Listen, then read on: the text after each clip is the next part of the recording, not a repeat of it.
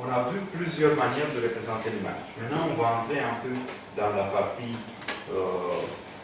compréhension de la compression d'un maillage pour savoir qu'est-ce qu'on exploite quand on veut compresser un maillage. On revient à la représentation par polygone, étant la représentation la plus connue et surtout la représentation qui a un support direct par les cartes graphiques. Donc une carte graphique est capable de directement traiter ce type de représentation. Donc l'idée c'est on veut compacter l'information, soit pour la transmettre, soit pour la stocker.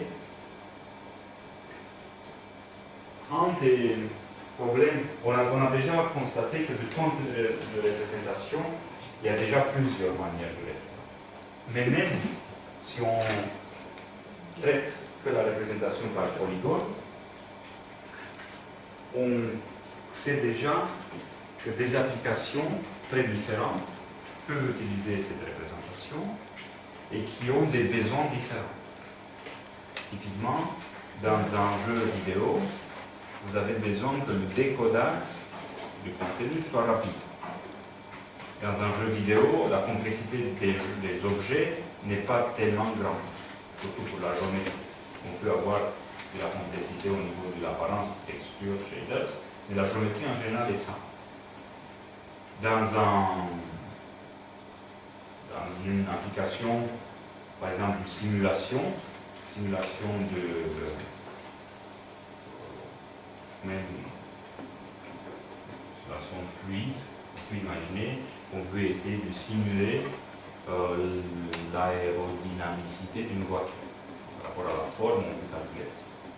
Là, vous avez besoin d'une représentation géométrique de la voiture très exacte. Donc, pour la partie compression-décompression, peu importe combien ça compresse, mais ce qui importe, c'est qu'il y a très peu de pertes. Donc, dans ce paysage un peu hétérogène des applications, on peut trouver plusieurs types de compression, à partir de ceux qui utilisent que la quantification, jusqu'à ceux qui font une analyse de l'objet et ils essayent de prédire le mieux possible la position d'un sommet et ses attributs. On parle toujours de la position, mais il faut aussi prendre en compte les attributs comme on a vu hier, les couleurs et les autres, par rapport à une information déjà envoyée. Et donc là, dans les slides suivantes, je vais vous présenter quelques approches de traiter cette complexité. Premièrement, qu'est-ce qu'on doit coder dans la représentation avec des polygones? Imaginez vous une voiture, le maillage est défini par les sommets, X, Y, Z, les points rouges, par les attributs sur le sommet, sur chacun des sommets, normal à la surface, qui vous permet de contrôler comment la lumière tombe sur la surface, les couleurs, les coordonnées de texture, plus la connectivité qui sont les arrêts. Okay? C'est l'information qu'on doit compresser. On peut se retrouver dans un paysage assez complexe, mais en général, tout schéma de compression suit la même approche. Dans notre cas, on a bien vu, il y a deux types d'informations. Il y a les attributs, par exemple la position, les normales, ainsi de suite. Et il y a la connectivité. Pourquoi on les traite différemment? On avait déjà dit hier, parce que pour la connectivité, vous ne pouvez pas avoir des pertes de l'information. Chaque perte de l'information détruira votre triangle. Donc, on impose dès le début, pour la connectivité, une compression sans perte. Compression sans perte, ça veut dire quoi? Ça veut dire que des techniques comme la quantisation, vous ne pouvez pas les utiliser. La quantisation, implicitement, donne une perte de l'information.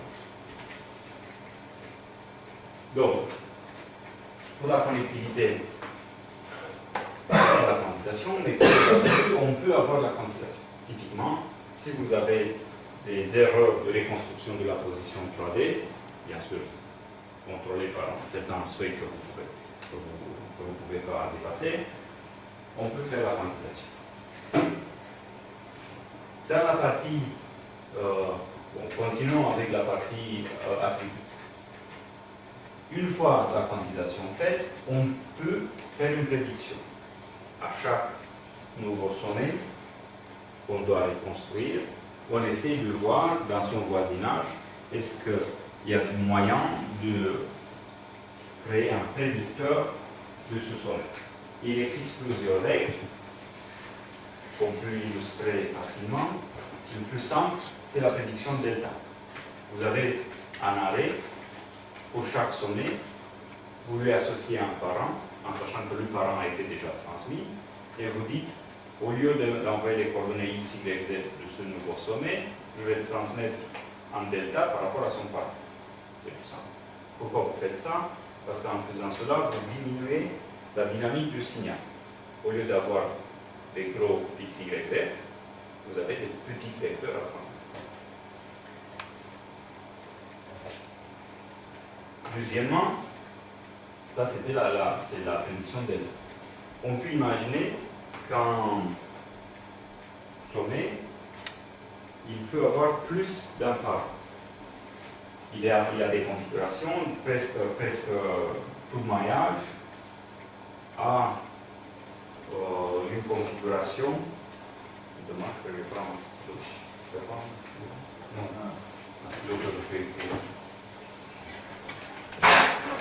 dans tout maillage, on peut trouver des configurations pour lesquelles un sommet peut avoir 3 parents. Parce que vous avez toujours un triangle qui a été déjà décodé et vous essayez d'obtenir le triangle voisin. Un triangle voisin va être obtenu en ajoutant un nouveau sommet et en partageant un arrêt. Donc ce nouveau sommet, il peut être prédit par rapport à la position des 3 autres sommets du triangle précédent en faisant une prédiction. Donc on a dit le premier cas, c'est le delta. Donc imaginez qu'on est dans ce maillage.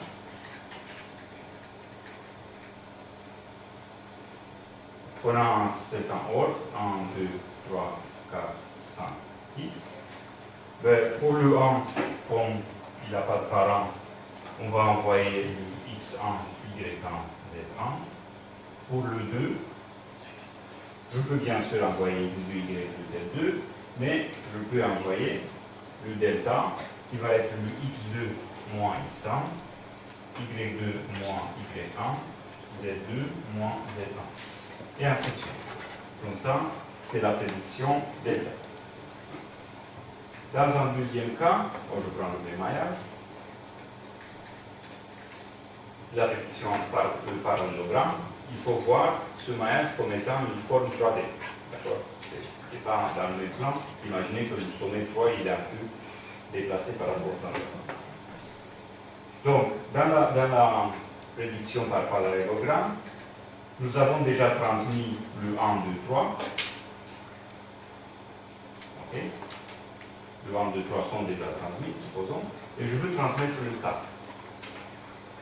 En utilisant les sommets 1, 2, 3, je peux créer un parallélogramme, un pré-parallélogramme, dans le même plan que le 1, 2, 3, qui va avoir ces arrêts, les arrêts opposés de la même longueur, et je calcule un point que j'appelle le prédicteur de 1, 2, 3, qui va être quelque part là.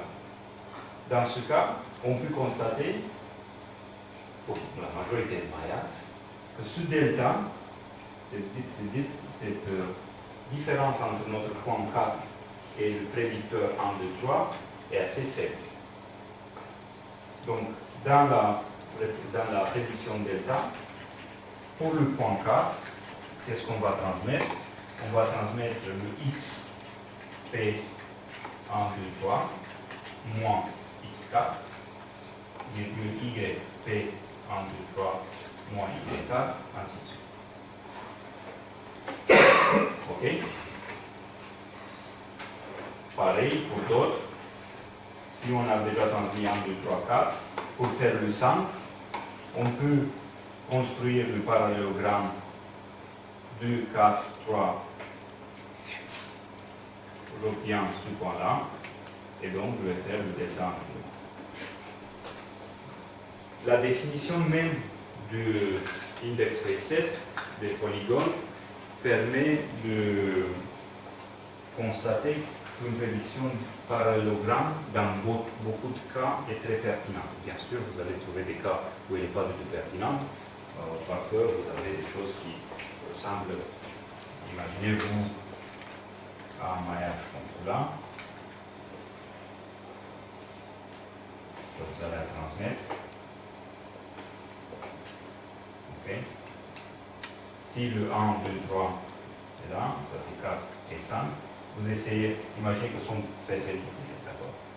Si vous essayez de construire le parallélogramme, donc votre P 1, 2, 3 est là, le delta par rapport au 4 est tellement grand que ça ne justifie pas de faire une règle du parallélogramme. Vous pouvez même faire un delta le 4 par rapport au 3 et c'est beaucoup plus petit. Donc, en général, l'encodeur, il fait des tests, il applique plusieurs règles de prédiction et il choisit ponctuellement pour chaque sommet quelle est la bonne manière de faire. Il y en a une troisième qui est intéressante parfois, c'est le barycentre. Imaginez, dans notre exemple, donc dans le barycentre, imaginez avoir le 1, 2, 4, 5 et 6. Donc je vais les renoter. Je vais noter ça 3.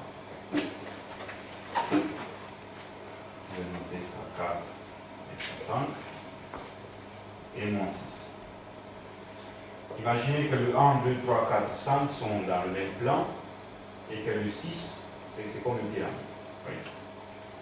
Je peux même prendre un exemple comme ça, mais restons sur celui-là. Je peux calculer facilement le barycentre du polygone 1, 2, 3, 4, 5, quelque part par là, dans le plan 1, 2, 3, 4, 5. Et le 6, il va être exprimé par rapport au barycentre. Il va être en fait une élévation. C'est un petit delta qui doit être transmis pour reconstruire le 6. Okay. Le barycentre, c'est le point médian du 3. Ok, donc l'idée principale à retenir dans l'analyse de la connectivité d'un maillage, on peut détecter facilement des corrélations entre les positions des sommets, corrélations qui peuvent être exprimées sur plusieurs formes. Une relation delta, parallélogramme ou barycentre. Okay. Une fois qu'on a prédit, on a fait la prédiction, donc on obtient ces delta à transmettre, qui sont toujours des références. On peut passer dans la partie de binalisation, qui principalement consiste dans l'écriture de la valeur sur un certain nombre de bits. Il y a la possibilité de faire de la binalisation uniforme ou pas uniforme, mais comme en général on connaît la dynamique du signal delta, on sait l'intervalle, il s'agit toujours des delta, des déplacements sur des sommets, on peut caractériser facilement la forme binaire qu'il doit avoir. Une fois la binalisation faite, on passe dans l'étage traditionnel d'encodeur, qui est le codage anthropique. C'est le codage qui mesure les fréquences d'apparition de chaque symbole et donne des codes plus ou moins longs par rapport à la fréquence d'apparition de chaque symbole. Okay? Donc, pour la partie basse, on a bien transmis les x, y, z. Pour la partie haute, on peut faire l'analyse du maillage, qui peut être faite vraiment sur le maillage, ça veut dire avoir la surface commentée dans le système, ou on peut analyser la liste des triangles. Je vais vous donner quelques exemples. La prédiction également il peut être faite sur les index. Ça n'apporte pas grand-chose, mais il peut être fait par une binalisation et codage. Essayons de voir quelles sont les possibilités pour la partie analyse de la connectivité. Vous avez à coder les triangles 1, 2, 3, les index. 1, 2, 3, c'est les chiffres que vous allez coder. Donc, dans le plus simple des cas, vous faites rien, vous envoyez 1, 2, 3, 2, 3. On voit déjà que même dans cette information, il y a une certaine répétition. Donc on peut imaginer qu'on peut faire certaines choses. Il existe plusieurs modes de coder cette connectivité. Dans un mode 0, on va appeler 0, donc vous avez 1, 2, 3, 2, 3, 4. Les 3 premiers, il faut de toute manière les envoyer. Et vous dites, en codant 0, vous dites que les 2 dernières doivent être répétées. Il existe beaucoup de cas où ça arrive. En général, quand vous faites un maillage, vous avez toujours un dernier arrêt présent. Un dernier arrêt qui est réutilisé. Donc vous faites 1, 2, 3, 2, 3, 4, 3, 4, 5, ainsi de suite. Donc en codant en 0, on va dire que les 2 derniers sommets sont réutilisés dans mon triangle.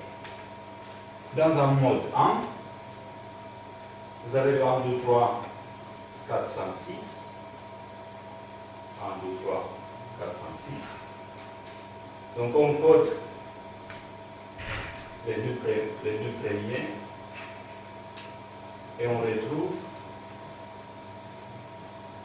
et on code en 1 en disant que le 4 et 6 sont nouveaux.